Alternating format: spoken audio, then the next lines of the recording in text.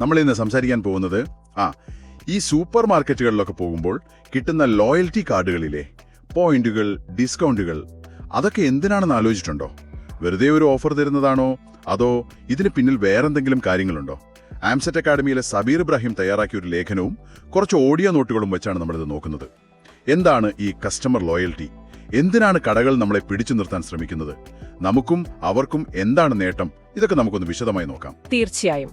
ഈ customer loyalty എന്ന് കേൾക്കുമ്പോൾ പലരും വിചാരിക്കും ഒരേ കടയിൽ നിന്ന് വീണ്ടും വാങ്ങുന്നത് അത്രയുള്ളൂ എന്ന്.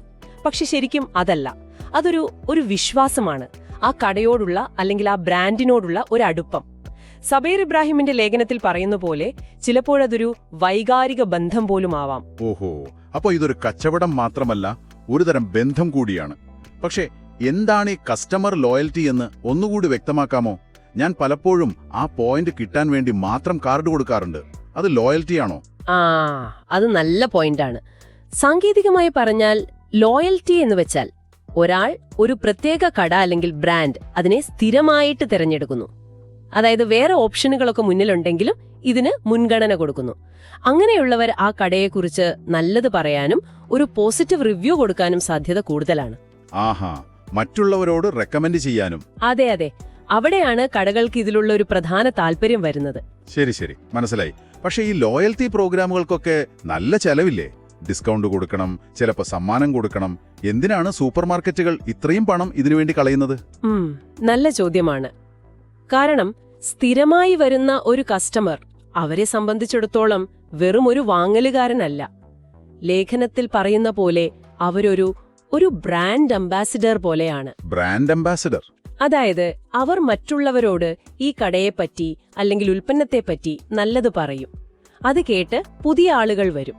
പുതിയ കസ്റ്റമേഴ്സിനെ പരസ്യം ചെയ്ത് കണ്ടെത്താൻ ഒരുപാട് പണം മുടക്കുന്നതിനേക്കാൾ ലാഭമാണ് നിലവിലുള്ളവരെ ഇങ്ങനെ നിലനിർത്തുന്നത്. അപ്പൊ അതാണ് ഇതിന് പിന്നിലെ ഒരു പ്രധാന സാമ്പത്തിക ശാസ്ത്രം. ഈ ലോയൽറ്റി കൂട്ടാൻ അവർ എന്തൊക്കെ തന്ത്രങ്ങളാണ് സാധാരണ ഉപയോഗിക്കുന്നത്, നമ്മൾ ഈ കാണുന്ന പോയിന്റ് കാർഡുകളല്ലാതെ? ഒരുപാടുണ്ട്. ഈ പോയിന്റ് കാർഡുകൾ അഥവാ റിവാർഡ് പ്രോഗ്രാമുകൾ അത് ഏറ്റവും സാധാരണമായ ഒന്നാണ്. വാങ്ങുന്നതിനനുസരിച്ച് പോയിന്റ് കിട്ടുന്നു. അത് പിന്നെ ഡിസ്കൗണ്ടോ സമ്മാനമോ ആക്കാം. പിന്നെ ലോയൽ കസ്റ്റമേഴ്സിന് മാത്രമായിട്ട് ചില പ്രത്യേക ഓഫറുകൾ കൊടുക്കും. ചിലപ്പോ സാധാരണ സെയിൽ തുടങ്ങുന്നതിന് മുൻപേ അവർക്ക് വാങ്ങാൻ അവസരം കിട്ടാറുണ്ടല്ലോ. അതെ, അതും ഒരു തന്ത്രമാണ്, ഏർലി ആക്സസ്. പിന്നെ എനിക്ക് ചിലപ്പോൾ മെസ്സേജ് വരാറുണ്ട്, ഞാൻ സ്ഥിരം വാങ്ങുന്ന സാധനങ്ങളുടെ ഓഫറുകൾ. അതും ഇതിന്റെ ഭാഗമാണോ? തീർച്ചയായും. അതാണ് പേഴ്സണലൈസ്ഡ് മാർക്കറ്റിംഗ്. അതായത് നിങ്ങളുടെ പഴയ പർച്ചേസ് ഹിസ്റ്ററി, നിങ്ങളുടെ താൽപര്യങ്ങൾ ഇതൊക്കെ വെച്ചിട്ട് നിങ്ങൾക്ക് ഇഷ്ടപ്പെടാൻ സാധ്യതയുള്ള ഓഫറുകൾ SMS ആയോ ഇമെയിലായോ അയക്കും. ചിലപ്പോൾ ബർത്ത്ഡേ ഓഫർ കിട്ടും. ഇതൊക്കെ നിങ്ങളുമായിട്ടൊരു പേഴ്സണൽ കണക്ഷൻ ഉണ്ടാക്കാനാണ്. പിന്നെ ചില ഗെയിമുകൾ, മത്സരങ്ങൾ, ഫീഡ്ബാക്ക് ചോദിക്കുന്നത്, ഇതൊക്കെ കസ്റ്റമർ എൻഗേജ്മെന്റിന്റെ ഭാഗമാണ്.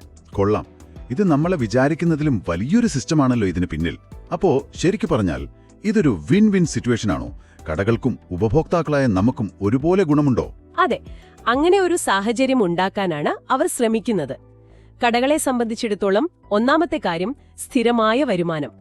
ലോയൽ കസ്റ്റമേഴ്സ് വീണ്ടും വീണ്ടും വരും.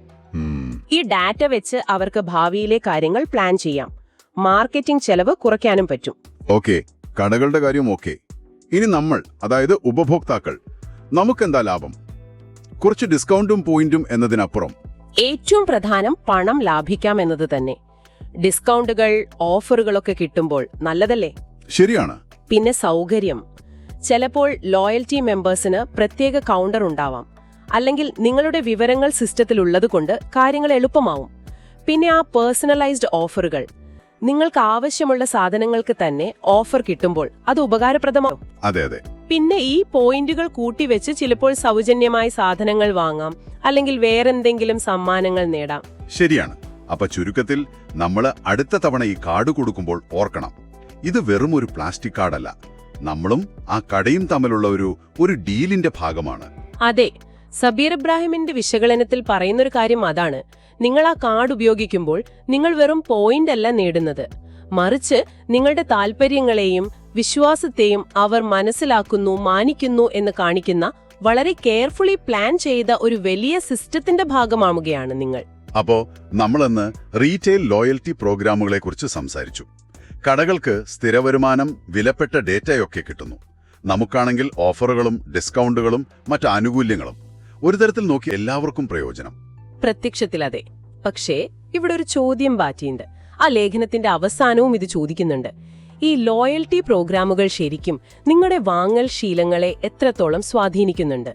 നിങ്ങൾ ഒരു കടയോട് ഇഷ്ടം കാണിക്കുന്നത്, അല്ലെങ്കിൽ ഒരു ബ്രാൻഡിനോട് കൂറു പുലർത്തുന്നത്, അത് ആത്മാർത്ഥമായിട്ടാണോ അതോ ഈ കിട്ടുന്ന റിവാർഡുകളും ഡിസ്കൗണ്ടുകളും കൊണ്ടാണോ നിങ്ങൾ അവിടെ തന്നെ പോകുന്നത്? ഇതൊരു ചിന്തിക്കേണ്ട വിഷയമാണ്, അല്ലേ? നിങ്ങൾക്ക് ഇതിനെക്കുറിച്ചൊന്ന് ആലോചിച്ചു നോക്കാം.